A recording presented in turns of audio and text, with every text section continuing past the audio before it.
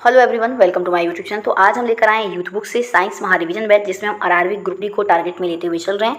इसमें हम साइंस महारिवीजन बैच में टॉपिक वाइज हम 50+ MCQ लेकर आए और ये लिया गया यूथ कंपटीशन टाइम्स के द्वारा। और ये साथ ही साथ बाकी सभी रेलवे एग्जामों के लिए हेल्पफुल साबित होगा, जैसे कि LP, NTPC, RPF, कांस्टेबल के लिए भी। और आपको बताते चले कि ये प्रीवियस ईयर क्वेश्चन पेपर है, जिसमें 10 वर्षों के सॉल्व पेपर दे रखे हैं, ठीक है। और ये यूथ कंपटीशन के द्वारा लिया गया है। और आज का हमारा ये क्लास नंबर 5वां होने जा रहा है। अगर आप 1 से 4 तक नहीं देखें तो आप जाकर के प्लेलिस्ट में चेक कर सकते हैं। और आपको ये भी बताते चले कि मैं ग्रुप डी का पेपर भी सॉल्व करवा चुकी हूँ, यानी कि ओनली सिर्फ ग्रुप डी के पेपर, जिसमें मैथ, रीजनिंग और साइंस के क्वेश्चन हैं। तो मैंने एक एक पेपर को अच्छे से सॉल्व किया है। कम से कम 10 से 12 पेपर तो उसमें होंगे, जिसमें 26 पूरा हमारा क्लास बना हुआ है, 25 या फिर 26। तो आप जाके प्लेलिस्ट में चेक कर लीजिएगा। तो चलिए आइए, देर नहीं करते हैं, क्वेश्चन की तरफ बढ़ते हैं। तो चलिए आज हम एनर्जी टॉपिक से संबंधित क्वेश्चन लिखने वाले हैं। क्वेश्चन यह है हमारा कि ऊर्जा संरक्षण के सिद्धांत के संबंध में कौन सा कथन सही है। तो इसमें हमारा ऑप्शन नंबर डी एकदम करेक्ट हो जाएगा, यानी कि ऊर्जा को न तो निर्माण किया जाता है और न ही इसे नष्ट किया जाता है। तो ऑप्शन नंबर सी हमारा यहाँ पे एकदम करेक्ट आंसर हो जाएगा। नेक्स्ट क्वेश्चन यह है कि ऊर्जा न तो उत्पन्न की जा सकती है और न ही नष्ट की जा सकती है, लेकिन इसे एक रूप से दूसरे रूप में परिवर्तित किया जा सकता है। इसे क्या कहते हैं। तो देखिए ऑप्शन नंबर हमारा बी करेक्ट हो जाएगा। इसे हम ऊर्जा संरक्षण का नियम कहते हैं, यानी कि एनर्जी कंजर्वेशन ऑफ लॉ कहते हैं। देखिए यहाँ पे दिया हुआ आगे कि ऊर्जा संरक्षण के नियम के अनुसार ऊर्जा एक संरक्षित राशि है। ऊर्जा को न तो नष्ट किया जा सकता है और न ही इसे उत्पन्न किया जा सकता है, ठीक है। और आगे दिया भी है कि इसे केवल एक रूप से दूसरे रूप में परिवर्तित किया जाता है। इसे ही ऊर्जा का संरक्षण नियम हम कहते हैं। आइए अगले प्रश्न की तरफ बढ़ते हैं। नेक्स्ट क्वेश्चन यह है कि यदि वायु प्रतिरोध को नगण्य माने तो मुक्त रूप से गिरते हुए पिंड की स्थितिज ऊर्जा और गतिज ऊर्जा का योग क्या होगा। तो देखिए इन दोनों का योग हमारा अस्थिर रहेगा, यानी कि ऑप्शन नंबर डी हमारे यहाँ पे राइट आंसर हो जाएगा। देखिए इसमें दिया है कि स्वतंत्र रूप से गिरते हुए किसी पिंड की स्थितिज ऊर्जा धीरे धीरे घटती है यदि ऊर्जा संरक्षण के नियम के अनुसार ही कार्य करता है, क्योंकि जब वस्तु स्वतंत्र रूप से नीचे गिरती है तो उसकी स्थितिज ऊर्जा का रूपांतरण गतिज ऊर्जा में हो जाता है। किसी भी बिंदु पर गतिज ऊर्जा तथा स्थितिज ऊर्जा का योग हमेशा समान रहता है, यानी कि स्थिर रहता है। आइए नेक्स्ट क्वेश्चन देखते हैं। अगला क्वेश्चन है, जब आप एक रबर बैंड खींचते हैं तो हस्तांतरित ऊर्जा किसके रूप में संग्रहित हो जाती है। तो देखिए ये स्थितिज ऊर्जा के रूप में संग्रहित हो जाती है, यानी कि पोटेंशियल एनर्जी के रूप में ये संग्रहित हो जाती है। ऑप्शन नंबर पहला हमारा इसमें राइट आंसर हो जाएगा। नेक्स्ट क्वेश्चन है कि किसके कणों की गतिज ऊर्जा अधिक होती है। तो देखिए गैस के कणों की गतिज ऊर्जा यानी कि काइनेटिक एनर्जी सबसे अधिक होती है, ठीक है। नेक्स्ट क्वेश्चन दिया है कि किसके कणों में गतिज ऊर्जा अधिकतम होती है। तो देखिए ये भी हमारा डी करेक्ट हो जाएगा, यानी गैसों के कणों में गतिज ऊर्जा यानी कि काइनेटिक एनर्जी सबसे अधिक होती है। नेक्स्ट क्वेश्चन आगे दिया है कि एक घर में एक माह में 900 गुणित 10⁶ जूल ऊर्जा की खपत हुई। इकाई में यह ऊर्जा कितनी होगी। तो देखिए 1 किलोवाट आवर कितना होता है, तो 3.6 × 10⁶ जूल होता है। उसके बाद देखिए हम क्या करेंगे, इसको हम चेंज करेंगे। देखिए तो ऊर्जा कितनी खपत होती है, तो यहाँ पे बोला है 900 गुणित 10⁶ होती है। इसके बाद हम डिवाइड करेंगे 1 किलोवाट आवर से, तो 3.6 × 10⁶ है। ये 10⁶ जो है हमारा ये ऊपर जाएगा तो माइनस में हो जाएगा, तो दोनों कट जाएगा। कटने के बाद बचेगा 900 बटा में 3.6। इसके बाद हम मल्टीप्लाई करेंगे 0 से, ऊपर भी 10 से, नीचे भी 10 से, तो ये हमारा कितना हो जाएगा, 9000 हो जाएगा। और ये 36 यानी कि पॉइंट हट जाएगा। दोनों को डिवाइड करने के बाद हमारा आंसर आएगा 250 यूनिट की खपत होती है। यानी कि देखिए इसमें कौन सा आंसर सही हो जाएगा हमारा, तो ऑप्शन नंबर डी हमारे यहाँ पे एकदम राइट आंसर हो जाएगा, ठीक है। नेक्स्ट क्वेश्चन है, जब एक संपीड़ित स्प्रिंग को छोड़ा जाता है तो यह अपनी स्थितिज ऊर्जा को किस में बदल देता है। तो उसको गतिज ऊर्जा में यानी कि काइनेटिक एनर्जी में ये चेंज कर देता है। नेक्स्ट क्वेश्चन दिया है आगे, एक वस्तु की स्थितिज ऊर्जा में इसके किसके साथ वृद्धि होती है। तो देखिए उसकी ऊंचाई में भी वृद्धि होती है। ऑप्शन नंबर बी हमारा इसमें राइट आंसर हो जाएगा। नेक्स्ट क्वेश्चन, निम्न में से कौन सी ऊर्जा किसी वस्तु की ऊंचाई के साथ बदलती है। तो भी बताएं कि स्थितिज ऊर्जा अपनी ऊंचाई के साथ बदलती है, यानी कि पोटेंशियल एनर्जी। नेक्स्ट क्वेश्चन है आगे कि किसी वस्तु द्वारा अपनी स्थिति या आकार लेने की वजह से लगने वाली ऊर्जा को क्या कहते हैं? तो उसे हम स्थितिज ऊर्जा कहते हैं, यानी कि पोटेंशियल एनर्जी कहते हैं। उसका फॉर्मूला होता है mgh होता है। ओके, नेक्स्ट क्वेश्चन आ गया कि बांध में संग्रहित पानी में कौन सी ऊर्जा होती है? तो देखिए, बांध में जो संग्रहित पानी रहता है उसमें हमारा स्थितिज ऊर्जा होती है। अगर मान लीजिए वही पानी बहने लगे तो उसमें हमारी गतिज ऊर्जा हो जाएगी। ठीक है, नेक्स्ट क्वेश्चन देखते हैं। आगे क्वेश्चन दिया है कि एक कार उच्च गति से चल रही है, यह किस ऊर्जा से युक्त है? तो देखिए, इसमें गतिज ऊर्जा है तो काइनेटिक एनर्जी हो जाएगा, वही गतिज ऊर्जा। ऑप्शन नंबर हमारा इसमें डी राइट आंसर हो जाएगा। नेक्स्ट क्वेश्चन है, निम्नलिखित में से कौन सी ऊर्जा सदैव धनात्मक होती है? तो देखिए, ऑप्शन नंबर इसमें हमारा कौन सा करेक्ट हो जाएगा? तो ऑप्शन नंबर हमारा इसमें बी एकदम राइट आंसर है कि गतिज ऊर्जा सदैव हमारी धनात्मक होती है, यानी कि kinetic energy. Option number B हमारा इसमें एकदम राइट आंसर हो जाएगा। नेक्स्ट क्वेश्चन है, ऊर्जा की व्यावसायिक इकाई क्या होती है? तो देखिए, ऊर्जा की व्यावसायिक इकाई किलोवाट आवर होती है, तो ऑप्शन नंबर इसमें हमारा पहला राइट आंसर हो जाएगा। नेक्स्ट क्वेश्चन है कि 8 केजी भार वाली लोहे के अंदर 3 केजी भार वाली एल्युमिनियम की गेंद 20 मीटर की ऊंचाई से गिराई जाती है, भूमि से 10 मीटर की ऊंचाई पर निम्नलिखित में से कौन सी राशि समान होगी? तो देखिए, इसमें हमारा बी ऑप्शन एकदम राइट आंसर हो जाएगा, यानी कि त्वरण। नेक्स्ट क्वेश्चन आगे दिया है कि एक संपीड़ित स्प्रिंग में कौन सी ऊर्जा होती है? तो देखिए, इसमें हमारी स्थितिज ऊर्जा होती है, यानी कि पोटेंशियल एनर्जी होती है। नेक्स्ट क्वेश्चन है, किसी खींचे हुए रबर बैंड में किस प्रकार की ऊर्जा होती है? तो देखिए, ऑप्शन नंबर कौन सा सही हो जाएगा? तो ए हो जाएगा, यानी कि उसमें भी पोटेंशियल एनर्जी होती है। नेक्स्ट क्वेश्चन है, पहाड़ से गिर रहे किसी पिंड में कौन सी हमारी ऊर्जा होगी? तो राइट आंसर इसमें हमारा ए होगा, पहाड़ से गिर रहे किसी पिंड में हमारी गतिज ऊर्जा और स्थितिज ऊर्जा दोनों होगी, तो ऑप्शन नंबर ए करेक्ट हो जाएगा। यहाँ से कोई भी चीज़ गिरेगी तो कुछ ना कुछ उसमें ऊंचाई रहेगी, इसीलिए उसके लिए स्थितिज ऊर्जा होगी। अगर वो गिर रही है तो उसके लिए हमारी काइनेटिक एनर्जी होगी, तो दोनों ही एनर्जी हमारी इसमें हो जाएगी, तो ऑप्शन नंबर हमारा ए इसमें राइट आंसर हो जाएगा। नेक्स्ट क्वेश्चन है कि गिरते हुए नारियल में कौन सी एनर्जी होगी? तो देखिए, ऑप्शन नंबर इसमें हमारा सी करेक्ट हो जाएगा, यानी कि गतिज ऊर्जा होगी, तो ऑप्शन नंबर सी एकदम राइट आंसर हो जाएगा।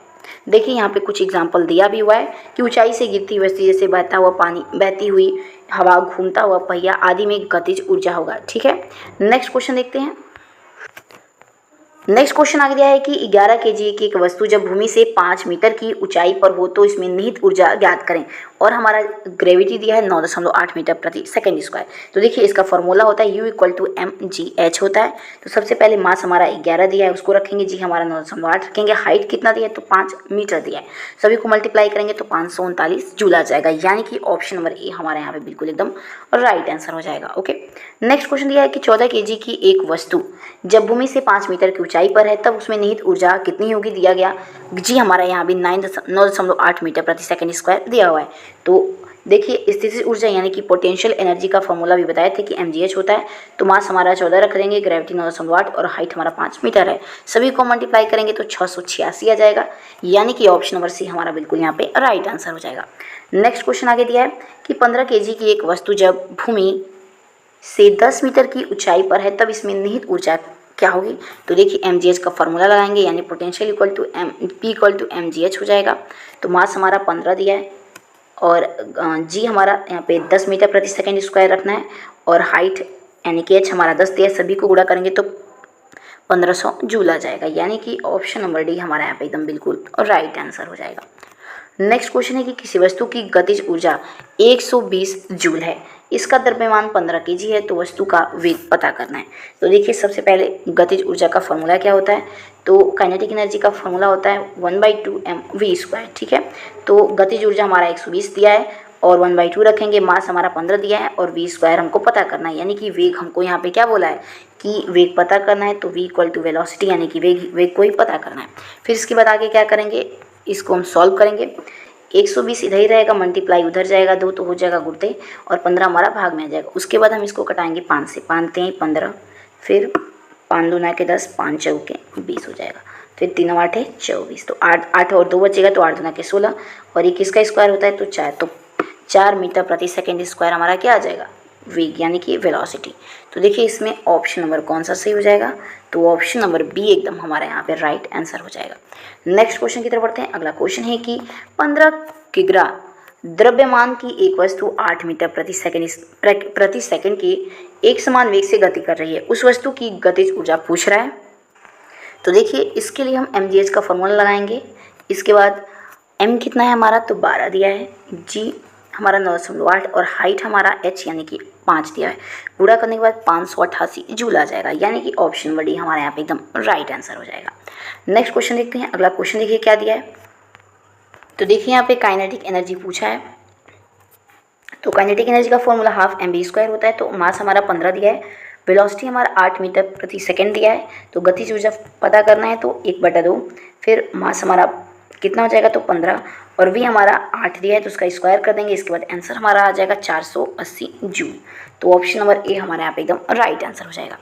नेक्स्ट क्वेश्चन देखते हैं। अगला क्वेश्चन है कि 11 kg एक वस्तु जब भूमि से 6 मीटर की ऊंचाई पर हो तो उसमें निहित ऊर्जा कितनी होगी, और जी हमारा 9.8 दिया है। तो देखिए इसको सॉल्व करेंगे हम। तो फॉर्मूला लगाएंगे स्थितिज ऊर्जा का, यानी कि पोटेंशियल एनर्जी का। तो पोटेंशियल एनर्जी का फॉर्मूला देखिए क्या होता है, तो mgh होता है। इसके बाद मास कितना है 11, जी हमारा 9.8 और हमारा h कितना दिया है, तो 6 मीटर। सभी को मल्टीप्लाई करेंगे तो आंसर आएगा 646.8 जूल।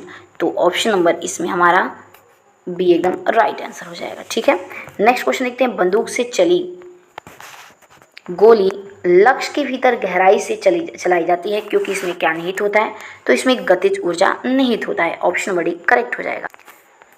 नेक्स्ट क्वेश्चन यह है कि टरबाइन द्वारा बहते हुए पानी और हवा का प्रयोग परिवर्तित करने के लिए क्या किया जाता है, तो सी करेक्ट हो जाएगा। उसमें गतिज ऊर्जा को विद्युत ऊर्जा में परिवर्तित।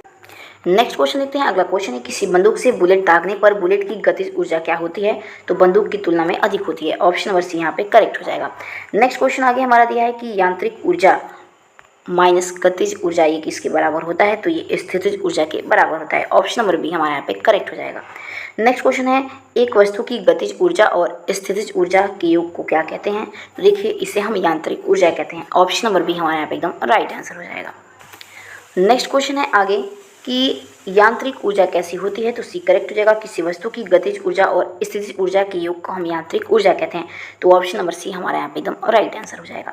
नेक्स्ट क्वेश्चन है कि स्थितिज ऊर्जा और गतिज ऊर्जा के प्रकार ये किसके प्रकार हैं, तो ऑप्शन नंबर ए करेक्ट हो जाएगा, यानी कि यांत्रिक ऊर्जा के प्रकार होते हैं।